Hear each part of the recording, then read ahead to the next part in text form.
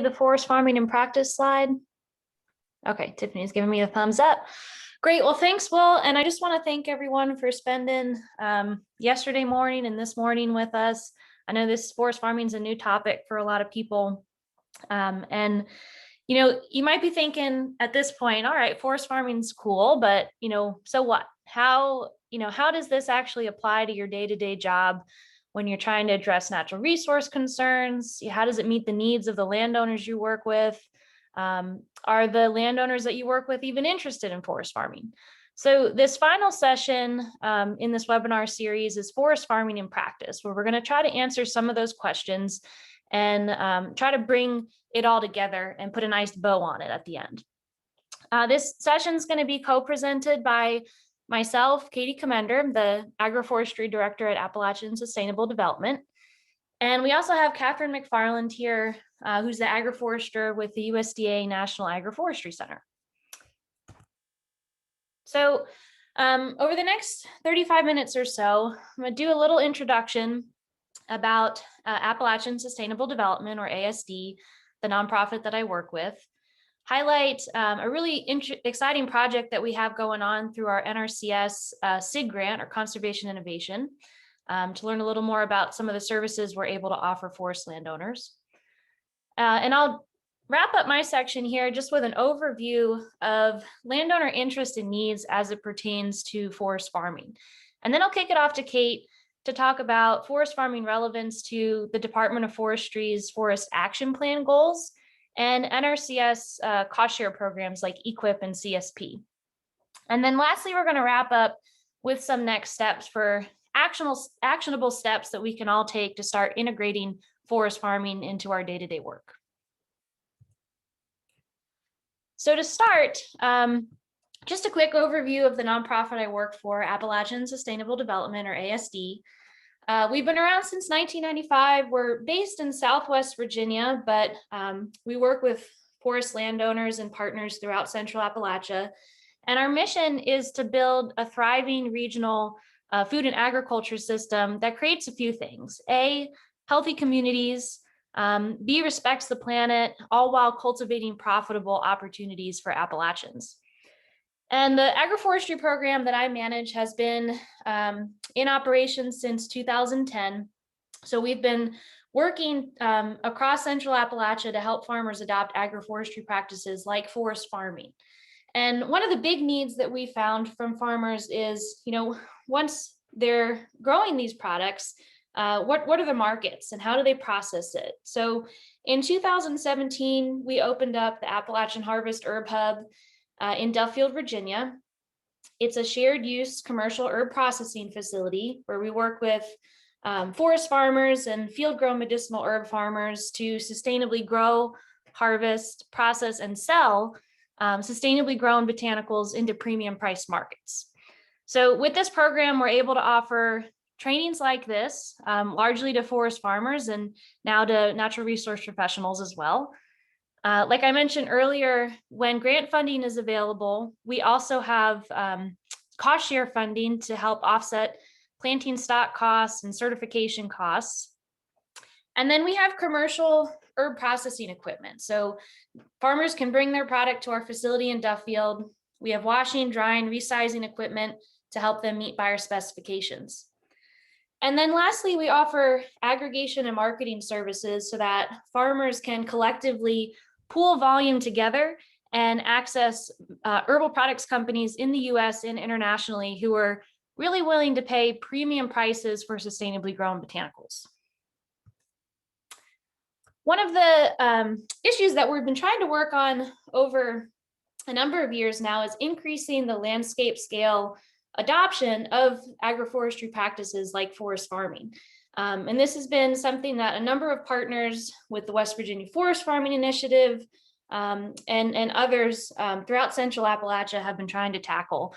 And so we came together last year. ASD was the lead applicant in 2019 and applied for an NRCS Conservation Innovation Grant. And that project kicked off last year and it'll go through 2023.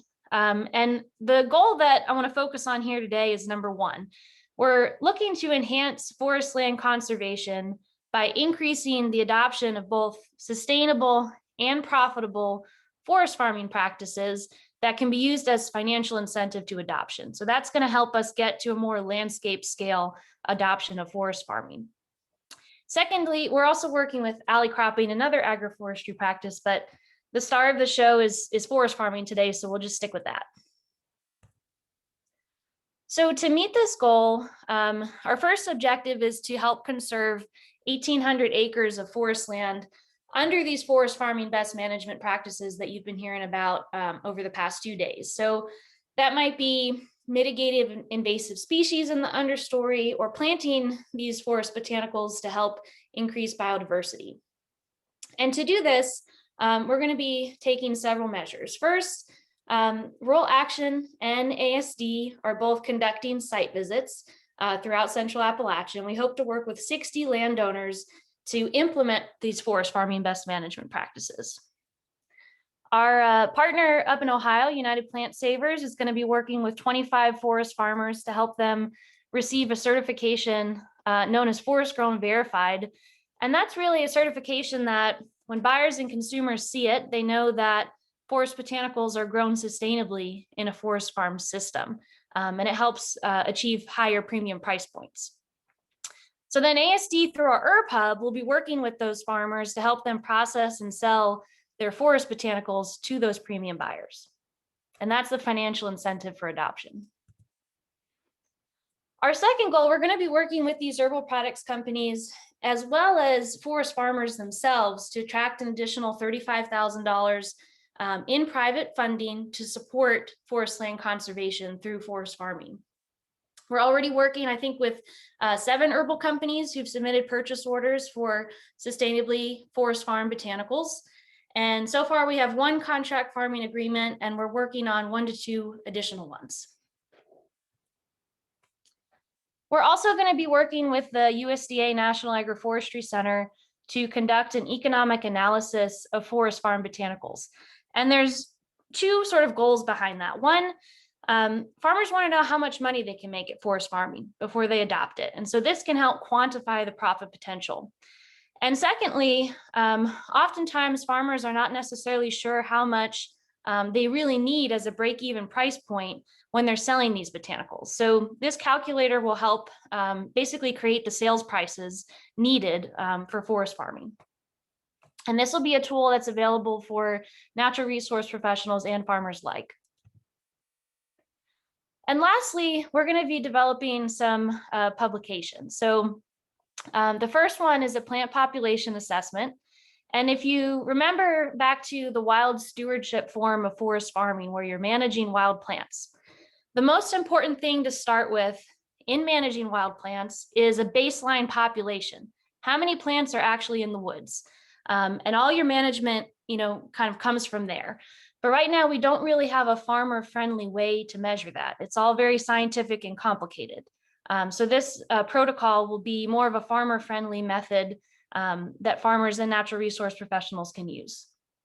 We're also working with a number of university and agency partners to conduct a study on answering the question of what's a sustainable harvest percentage for golden seal without negatively impacting those populations. And that's supplemented with funding from the American Herbal Products Association. And through that, we'll be creating some research publications, as well as a golden seal sustainable harvest protocol that can help inform multi-story cropping and forest farming standards and best practices. Some of the lessons learned that come out of this CIG project, we're going to be using to create a forest farming fact sheet with the USDA National Agroforestry Center. And we also have a goal to recommend multi-story cropping or forest farming as an approved practice within the Central Appalachian states where it's not currently approved. So that would include Kentucky, Virginia, Tennessee, and North Carolina. I believe West Virginia and Ohio are the only 2 that have approved it at the state level right now. So those might be some states that we look to for guidance to see what it looks like in action. So just an overview, this is a flyer that we created that we can certainly email you if you'd like to share this with the landowners and clients that you work with. It's an overview of the services that we can offer right now through this SIG grant through 2023. And that includes site visits, like I mentioned, mini grants to help offset startup costs. United Plant Savers can help with the Forest Grown Verified certification, and ASD can help with the processing, aggregation, and marketing services. This map just sort of represents where our team in this SIG grant is located. So in Southwest Virginia, Appalachian Sustainable Development is the lead applicant. And then we have a few university partners, the University of Virginia College at Wise in Wise, Radford University in Radford, Virginia. And then up in Christiansburg, we're working with Jim Chamberlain from the U.S. Forest Service. And those are a lot of our partners who are helping with the golden seal research.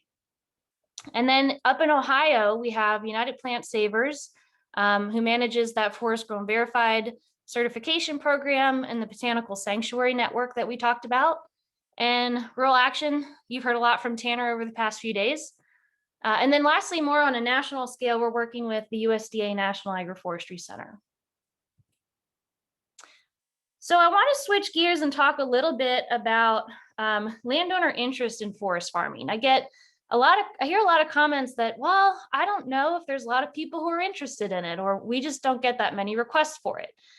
So Virginia Tech actually did a survey research asking this very question, who is interested in forest farming? And they saw that in Southwest Virginia, these counties that you see highlighted here on the map on the left, 45% of people were interested or extremely interested in forest farming. And that represented little over 5,000 acres of highly suitable forest land for forest farming. An additional 36% said that they were likely or extremely likely to lease that land to forest farmers who maybe don't have land of their own, and they're looking for land. And that represents an additional 1,500 acres just in Southwest Virginia alone that could be available for forest farming. Virginia Tech also has done a study called the Root Report, and you can find the full Root Report here at this link at the bottom. And they did a survey where they surveyed 700 registered ginseng dealers in 15 states that you see here in this map, a lot of Central Appalachian states. And they were interested to know how these ginseng dealers were working with 15 non-timber forest product species. A lot of the forest botanicals we've been talking about to date outside of ginseng.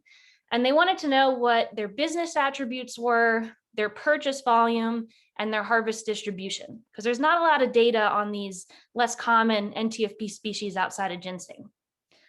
And what was found in this study is that the total value of species surveyed to harvesters is a $4.3 million business, right? So there's already a lot of forest botanicals that are being harvested from the wild in this area. It's a biodiversity hotspot. It's where these botanicals are naturally occurring, and it's a big moneymaker for this region.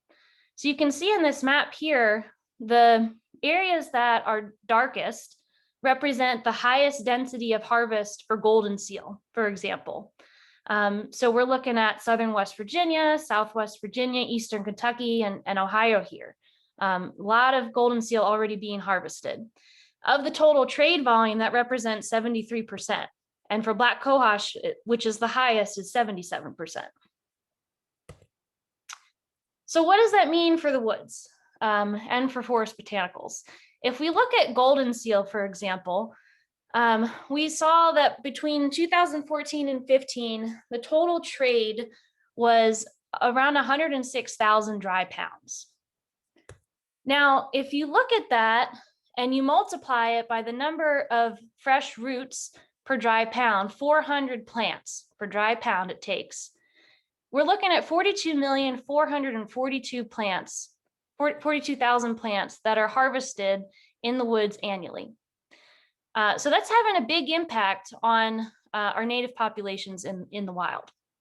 The good news is that forest farming can help combat this loss of biodiversity and help repopulate a lot of these species that are now considered threatened or at risk because of overharvesting and habitat loss. We also see significant landowner interest within the Appalachian Beginning Forest Farmer Coalition, founded between 2015 and 16. And this is a network with, ASD Rural Action are all a member, and so is U Mountain Center, that provides training to forest farmers. And since it was founded, there's over 1,100 members in this group that identifies beginning forest farmers. And there's also a YouTube channel for forest farming that was created, and that has almost 20,000 subscribers that are watching videos on forest farming. And lastly, I just want to wrap up with some information from the National Woodland Owner Survey about landowner interest. This survey found in the United States, 60% of US forests are privately owned. And so we've got 250,321,000 acres of family forest land in the US, and 19% of those acres are already being managed for NTFPs, like forest botanicals. When we look at the forest management activities, we see, 35% are being cut down for personal use, the trees. We see 22% for invasive plant mitigation. And then right here in the middle, we see 21% are already being managed for NTFPs, 21% of the people surveyed. That's more than the percentage of people that are cutting trees for sale or trying to reduce fire hazards in their woods. So I guess sort of as a wrap up, I just want to say that there's, the data shows that there's a lot of interest in forest farming already. There's a lot of people who are already doing it. And I know, just speaking from ASD's perspective, I know Rural Action has the same issue. We get a lot more requests for site visits and technical assistance each year than we have the capacity to manage. So I think that that's a really exciting opportunity. We know that there's a need for more technical assistance, and that's part of why we're hosting this training today. So I will stop sharing my screen and I'll hand it off to Kate to talk a little bit about how this relates to natural resource concerns in your state. Thanks, Katie, and it's nice to meet all of you. I was hoping to join the training a little bit earlier, but I had some travel conflicts. I'm going to go ahead and share my screen here, and I'd appreciate if someone can tell me if it looks all right.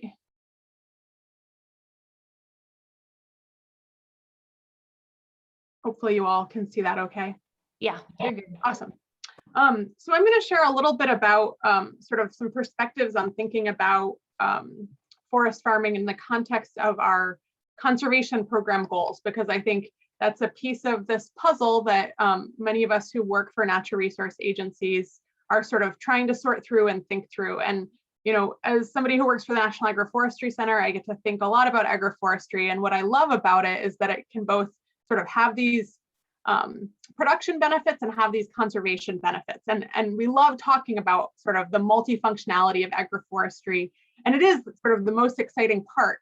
But when I start to think about how agroforestry fits into our conservation programs, we really want to be thinking in terms of what are those natural resource concerns that agroforestry can help to solve. And we have great research that backs up those conservation and environmental benefits, but sometimes because we have great questions on the production side, we get really caught up on talking on that side. And so I just sort of want to talk about how forest farming can fit into some of those conservation goals that we have. So one place that we think about forest farming fitting in is thinking about those goals that show up in the state forest action plans. And I think, I looked at West Virginia as just sort of as an example, but also because of the topic of this training. And, when you start looking at the state issues that are identified in the forest action plan, there's concerns about competing land uses, communication, education, sustainability of forest resources. And those really stood out to me as places where forest farming can help fit in, right? When we think about competing land uses, and the action plan specifically talks about concerns about smaller parcel sizes, and that can lead to conversion to non-forestry uses. When we start to think about some of these opportunities for folks who own forest land, aren't necessarily interested in timber sales or logging, but are interested in doing a little bit more management and getting some income from their land, forest farming can fit in really well there. I think similarly, I think there's some opportunities related to communication and education, forest farming, and sustainability of forest resources. When we think about sort of long-term forest management and how forest farming can be a piece of that. I think more specifically, most states have a lot of goals related to forest stewardship and forest management plans more broadly. And this is another place where, developing management plans related to forest farming presents a great opportunity. When you look at the 5,000 family forest owners in West Virginia, about 2% have management plans. And so can we look at managing land for all of these botanicals and other crops that we've discussed over the last couple of days as a path towards increasing the number of forest management plans that we have on the landscapes, which really helps meet our Department of Forestry goals, our natural resource conservation goals. I think especially when you look at the action plan and see these sort of concerns related to questions about, hey, people are owning land for all sorts of reasons. It's not necessarily people who are owning land for timber production. How do we think about how our forestry programs can really be made more relevant to these diverse landowners? And a piece of that may be forest farming. A piece of that can fit into forest farming, as is sort of demonstrated by some of those statistics that come out in the National Woodland Owner Survey that Katie shared. It seems like people are thinking about NTFPs, and so can we both expand that group and sort of intensify that group by thinking about forest farming opportunities. Let's see. Again, these are sort of similar numbers to what Katie shared, but looking specifically in West Virginia, we've got about different landowners looking and sort of thinking about their reasoning for owning forest land, and of course you have really a high percentage talking about enjoying beauty or scenery, thinking about nature and biologic diversity. And of course those things are related to forest farming, but again, like that specific item related to cultivating and collecting non-timber forest products is really up there. It's relatively high. It's similar to that production of sawwoods, pulpwood, or other timber products. So I'm going to talk a little bit about sort of relevance to, so that was a little bit about sort of broad ideas related to state agency goals and forest action plans. I'm going to talk a little bit about its relevance to NRCS. I'll say up front that our National Agroforestry Center is a partnership between the U.S. Forest Service and NRCS, but I'm not an NRCS employee. So I think some of you all are, and I hope y'all add information and correct me if needed as I talk through these programs. But I wanted to talk a little bit about them, just to remind folks that they can have a role in supporting our forest farming work. The Environmental Quality Incentives Program is sort of the one that people think of first when they think about forest farming or really any agroforestry opportunities. But I wanted to also briefly mention the new EQIP CIC, which is the conservation incentive contracts. That's a brand new program really intended to be sort of like somewhere in between EQIP and the conservation stewardship program. So that seems like it may be an emerging opportunity for forest farming. I'd love to hear more if you all have thoughts on that, but it was recommended to me by William Byram, the East Region NRCS forester, to make sure to mention that one. And then the conservation stewardship program as well, which is really intended to build on existing conservation efforts on landowners who have a lot of great conservation practices in place and build them and just enhance their stewardship. So I'll talk in a little more detail about each of these. So when we start to think about support for forest farming through the EQIP program, the first thing we want to look at is what are the state priority resource concerns. That'll help us as we think about, maybe an application to EQIP, how it might rank higher in the funding process, whether it matches up with any of those priority resource concerns. And some of them are not a good fit for for forest farming. I'll be upfront saying, it's tough to relate forest farming to grazing management or even nutrient management, but it seems like there are some opportunities related to wildlife enhancement, thinking about, that the opportunities that come from invasive control and maybe some of our forest habitats that are lacking. Can we help get there a little bit through some of the activities that might be associated with forest farming? I wanted to mention, I think, many of you may know well, sort of how this is sort of a whirlwind mention of how EQIP works, but one of the concepts related to EQIP is that they have funding in different funding pools. So they have, a forestry-centric funding pool and their funding pools for conservation activity plans. Each of those may have some relevance to work a landowner may want to do through NRCS to support forest farming activities. When we look at other states and their sort of priority resource concerns, other nearby states, there are some opportunities there as well for forest farming. When I think about, the degraded plant condition from Virginia, again, some wildlife habitat questions. Looking at Tennessee, again, that plant condition comes up again, soil health and soil quality, wildlife habitat, and North Carolina, looking again at plant condition, soil erosion, soil quality degradation. And so we're going to want to try and connect forest farming and the benefits of forest farming with those priority resource concerns. So I'm going to touch briefly, some of you may be pretty familiar with this, but for those of you who aren't, just talk a little bit about NRCS's multi-story cropping or forest farming conservation practice standard. I think it's always interesting talking about agroforestry conservation practice standards because they tend, we think so broadly about agroforestry and there's so many opportunities within agroforestry, but when it comes to thinking about agroforestry in the context of these federal conservation programs, we really need to drill down into specific definitions. And no definition is going to be perfect or really inclusive of all the forest farming that we know is going on in the landscape. But when we think about these definitions in this NRCS context, I think of them as being really helpful in developing a common language, making sure that when you say forest farming, you mean the same thing that I do. There are a set of guidelines that landowners would need to adhere to in order to receive public dollars. And so because of all that, they're really much more oriented towards conservation than towards production, because again, you're getting paid with public dollars for hopefully for public benefits. So the multi-story cropping standard is Conservation Practice Standard 379. I'll say up front that like many other conservation practices, the multi-story cropping standard has been going through a review process, and it's actually, the name is going to be changing to forest farming, so that hopefully that'll be easier in some ways, more approachable in many ways. And it'll be published in the Federal Register, hopefully in the next month or two here, and open for public comment. So anyone can take a look at what the proposed national standard is and provide comments if they feel like there's something missing, something that could be changed, or it's always great to get positive comments too, saying this does a good job representing what forest farming looks like.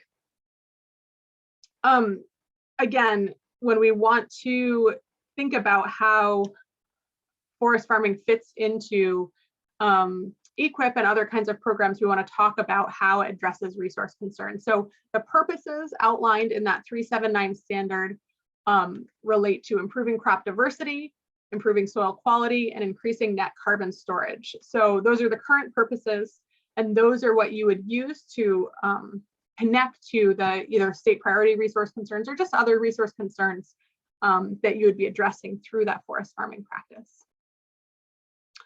Here is some information from the payment scenarios.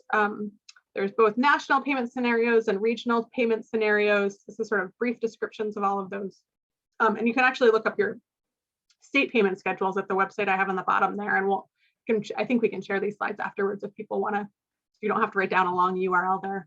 But you can see there's sort of different payment scenarios within EQIP that get at different aspects of forest farming, whether it's canopy treatment, native tree planting, and tree and shrub planting. And we don't have time to go into a lot of details related to these, but I just wanted to share some of the information about what could be achieved through EQIP and what's not in there as well. It's not going to fund, establishing an entire forest farming system. It's really trying to get at those conservation outcomes. I'm just going to touch really briefly on CSP because it's a little more complicated to think about how forest farming can fit in. Again, the point of the program is to build on existing conservation efforts through a wide range of enhancements that address different concerns. This works a little differently than EQIP. It's a per acre annual payment. And I just shared a few enhancement examples here that have the potential, and I think to relate to different types of forest farming approaches, different management activities that would be undertaken in order to get at forest farming. But this is, again, I guess I should have said this up front. I intended to, I'm sharing all this from a little bit of a national perspective. And this is sort of, the kinds of conversations you'd want to have with your local NRCS office to try and think about what might be a good fit in your location. Just briefly, I wanted to share some other resources related to forest farming that we have on the National Agroforestry Center website. We've got a practice page just on forest farming that has a wide range of both sort of general information fact sheets. In the middle there, I have an agroforestry note, which is a little more of a technical how-to publication that Tanner was a co-author on, thinking about how do non-timber forest products fit into forest stewardship plans. So then we've got some other marketing information as well. So I think I'm going to hand it back to Katie to talk a little bit more about next steps, but I'm going to keep sharing my screen here, and I'll just advance the slides for you. Okay, thanks, Kate. Yeah, so I wanted to end just with some actionable steps that we can all take to work towards integrating forest farming into our day-to-day work. The first is I want to extend an offer. So I mentioned that through our SIG grant and through the West Virginia Forest Farming Initiative, we're going to be doing a series of site visits, or continuing to do a series of site visits with forest landowners who want to get a forest farming management plan. And so if you are interested in tagging along on one of those site visits and the landowner agrees to it, I think that would be a great way to get some additional in-person hands-on cross training. So please feel free to reach out to us. Let us know if that's something you would be interested in. Through our SIG grant, we also need to work with, one of our goals is to work with 60 EQIP eligible producers on forest farming. And so we need your help. If you know producers that have forest land and they might be interested in exploring forest farming on their property, please let us know and share our contact information with them so that we can get in touch. Another goal that we had was to try to get multi-story cropping as an approved practice in a number of states.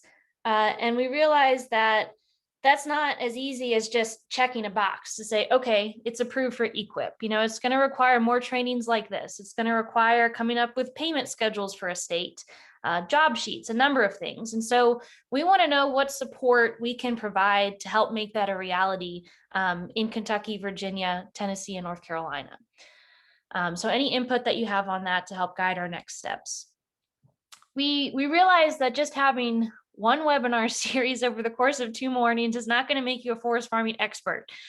So we're trying to apply for some funding right now to extend this. We want to create an online agroforestry course that'll cover forest farming, alley cropping, and silvopasture, and that's geared specifically towards technical service providers.